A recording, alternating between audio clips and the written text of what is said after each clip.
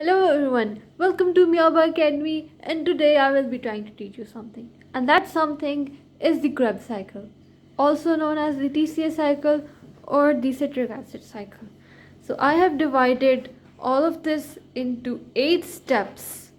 So the first step of this cycle is the formation of the compound citrate in the presence of citrate synthase.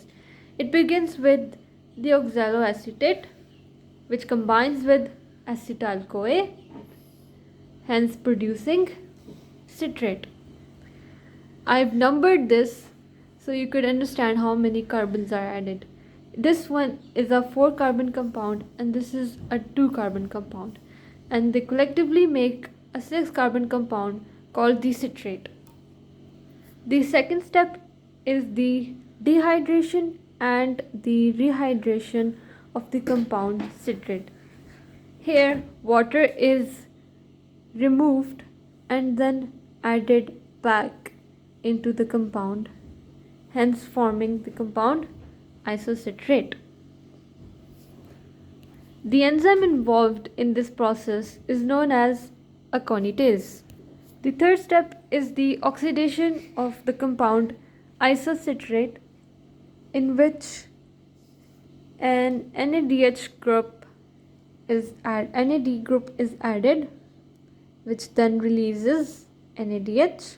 So one molecule of NADH is formed here, and in oxidation the isocitrate loses a compound called carbon dioxide, hence forming alpha ketoglutarate.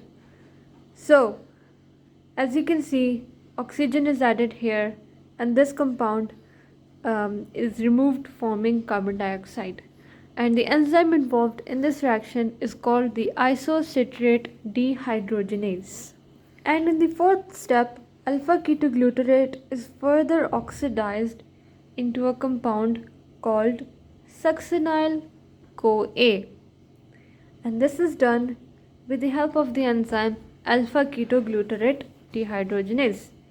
Here an NAD group is added and the second molecule of NADH is formed.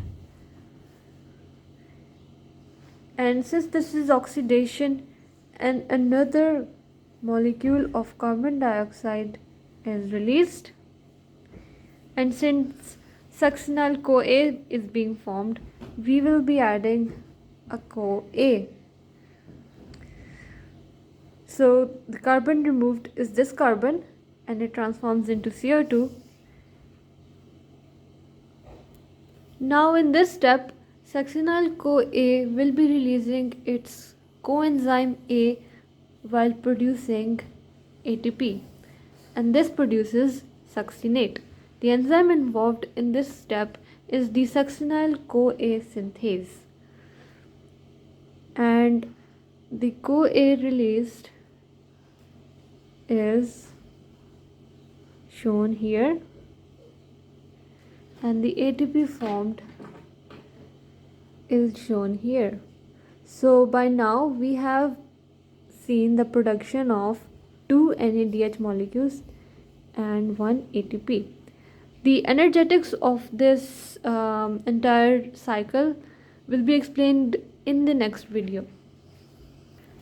And the enzyme involved in this reaction is the succinyl CoA synthase. So in this step of oxidation, succinate is converted into fumarate with the help of an enzyme called the succinate dehydrogenase. Here a molecule of FADH is produced, which is done by the addition of FAD and the release of FADH2. So by now we have made 2 molecules of NADH and 1 molecule of FADH and 1 molecule of ATP, and the final product formed looks like this. The 2 molecules of carbon have a double bond between them. In this step of hydration, so the fumarate is hydrated by the addition of water, and the compound produced is called malate. So the addition of water breaks down the double bond and converts it into a single bond. And the enzyme involved in this reaction is the fumarase enzyme. And now the last step of citric acid cycle, the last molecule of NADH is produced. So by now we have made 3 molecules of NADH, 1 molecule of FADH, and 1 ATP.